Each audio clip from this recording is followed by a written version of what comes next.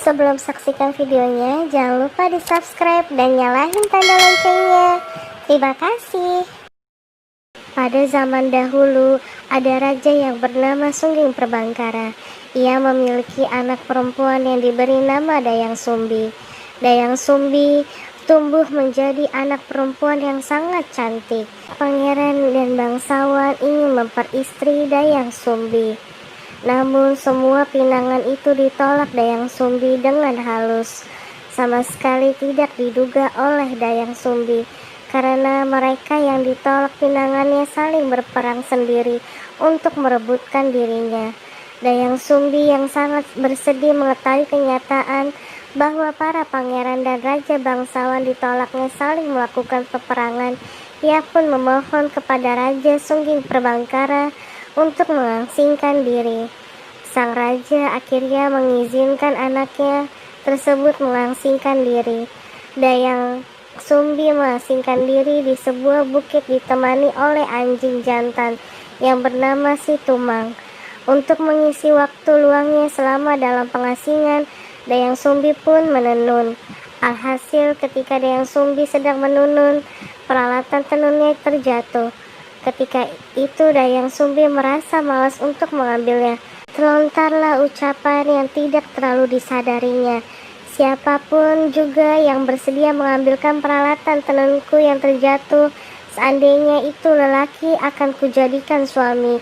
Jika dia perempuan, dia akan kujadikan saudara. Disangka Si Tumang mengambil peralatan tenun yang terjatuh itu dan memberikannya kepada Dayang Sumbi. Tidak ada yang dapat diperbuat Dayang Sumbi selain memenuhi ucapannya. Dia menikah dengan Si Tumang yang ternyata titisan dewa. Si Tumang adalah dewa yang dikutuk menjadi hewan dan dibuang ke bumi. Beberapa bulan setelah menikah, Dayang Sumbi pun mengandung dan melahirkan seorang bayi laki-laki. Dayang Sumbi memberi nama Sangkuriang. Waktu terus berlalu, beberapa tahun kemudian terlewati. Sangkuriang tumbuh menjadi seseorang pemuda yang tampan wajahnya dan gagah, tubuhnya kuat dan kekar. Sakti Mandraguna, anak Dayang Sumbi ini, sejak kecil Sangkuriang telah senang berburu. Setiap kali melakukan perburuan di hutan, Sangkuriang senantiasa ditemani oleh Si Tumang. Sama sekali Sangkuriang tidak tahu bahwa Si Tumang adalah ayah kandungnya. Suatu hari Sangkuriang dengan ditemani Si Tumang kembali melakukan perburuan di hutan. Sangkuriang berniat mencari kijang karena ibunya sangat ingin memakan hati kijang. Setelah beberapa saat di dalam hutan, Sangkuriang melihat seekor kijang yang tengah merumput di balik semak belukar. Sangkuriang memerintahkan Si Tumang untuk mengejar kijang itu. Sangat aneh, Si Tumang yang biasanya penurut ketika itu tidak menuruti perintahnya.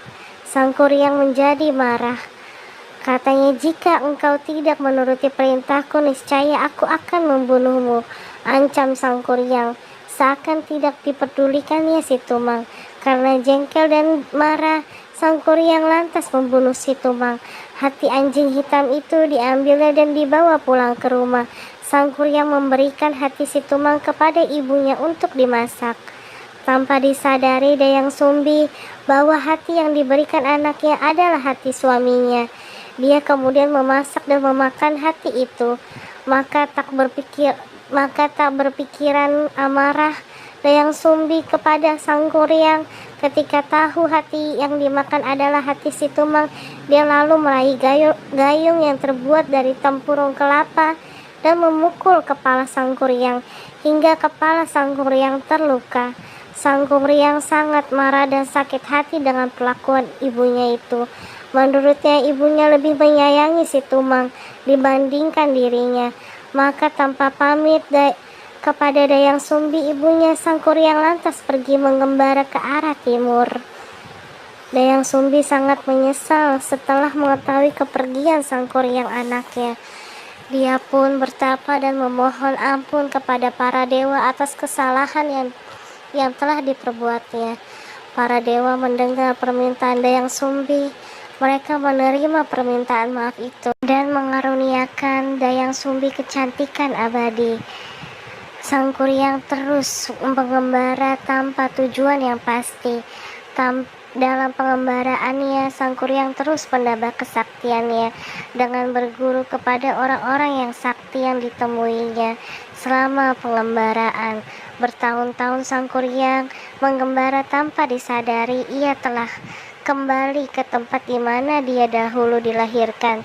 Sang Kuryang terpesona dengan kecantikan Dayang Sumbi yang abadi. Dia tidak menyadari bahwa perempuan cantik yang ia temui di hutan adalah ibu kandungnya sendiri. Hal yang sama terjadi juga pada Dayang Sumbi yang tidak menyadari pemuda yang gagah sakti itu adalah Sang Kuryang anaknya. Karena saling jatuh cinta, mereka merencanakan untuk menikah. Sebelum pernikahan dilangsungkan, Sang Kuryang berniat untuk berburu. Dayang Sumbi membantu Sang Kuryang mengenakan penutup kepala. Ketika itulah Dayang Sumbi melihat luka di kepala calon suaminya. Teringatlah dia pada anak lelakinya yang telah meninggalkannya. Dia sangat yakin pemuda gagah itu tidak lain adalah Sang Kuryang anaknya. Dayang Sumbi kemudian menjelaskan bahwa dia sesungguhnya adalah ibu kandung dari Sang Kuryang. Oleh karena itu dia tidak bersedia menikah dengan anak kandungnya tersebut. Namun Sang Kuryang telah dibudakkan hawa nafsu, tidak memperdulikan penjelasan Dayang Sumbi. Ia tetap bersikukuh akan menikahi Dayang Sumbi. Jika memang begitu kuat keinginanmu untuk menikahiku, aku mau engkau memenuhi satu permintaanku, kata Dayang Sumbi. Apa permintaan yang engkau kehendaki, tantang Sang Kuryang. Dayang Sumbi mengajukan syarat yang luar biasa berat, yaitu dia ingin Sungai Citarum dibendung untuk dibuat danau, dan di dalam danau itu ada perahu besar. Semua itu harus dapat engkau selesaikan dalam waktu 1 malam, ucap Dayang Sumbi. Sebelum fajar terbit, kedua permintaanku itu harus telah selesai engkau kerjakan. Tanpa ragu Sang Kuryang menyanggupi permintaan Dayang Sumbi. Baiklah, akan aku penuhi permintaanmu. Sang Kuryang segera bekerja mewujudkan permintaan Dayang Sumbi. Pertama kali ia menebang pohon besar untuk dibuatnya menjadi perahu. Cabang dan ranting pohon yang tidak dibutuhkannya ditumpukan. Tumpukan cabang dan ranting pohon itu kemudian hari menjelma menjadi gunung burangrang. Begitu pula tunggal pohon itu kemudian berubah menjadi sebuah gunung yang lebih dikenal Gunung Bukit Tinggul. Perahu besar itu akhirnya selesai dibuat Sang Kuryang. Pemuda sakti itu lantas berniat membendung aliran Sungai Citarum yang deras untuk dibuat menjadi sebuah danau. Sang Kuryang kemudian memanggil para makhluk halus yang untuk membantu mewujudkan permintaan Dayang Sumbi. Semua yang dilakukan Sang Kuryang diketahui oleh Dayang Sumbi. Terbit kecemasan dalam hati Dayang Sumbi ketika melihat pekerjaan Sang Kuryang sebentar lagi selesai. Ia harus menggagalkan pekerjaan Sang Kuryang agar pernikahan dengan anak kandungnya itu tidak terlaksana. Ia pun memohon pertolongan dari para dewa. Setelah berdoa, Dayang Sumbi mendapatkan petunjuk. Dayang Sumbi lantas menebarkan buih rangrang atau kain putih dan hasil tenunan. Dia juga memaksa ayam jantan berkokok di saat waktu yang masih malam. Para makhluk halus sangat ketakutan ketika mengetahui fajar telah tiba. Mereka berlari dan menghilang ke segala penjuru. Mereka meninggalkan pekerjaan membuat danau dan perahu yang belum selesai. Sang Kuryang sangat marah. Ia merasa Dayang Sumbi telah berlaku curang kepadanya. Dia sangat yakin jika fajar sesungguhnya belum tiba. Dia merasa masih tersedia banyak waktu baginya untuk menyelesaikan pekerjaan. Dengan kemarahan tinggi, Sang Kuryang lantas menjebol bendungan di Sangyang Tikoro. Sumbat aliran Citarum lantas dilemparkan ke arah timur yang kemudian menjelma menjadi gunung Manglayang. Air yang semula memenuhi danau itu pun menjadi surut. Serasa belum reda kemarahan, Sang Kuryang lantas menendang perahu besar yang dibuatnya hingga melempar jauh dan terlungkup.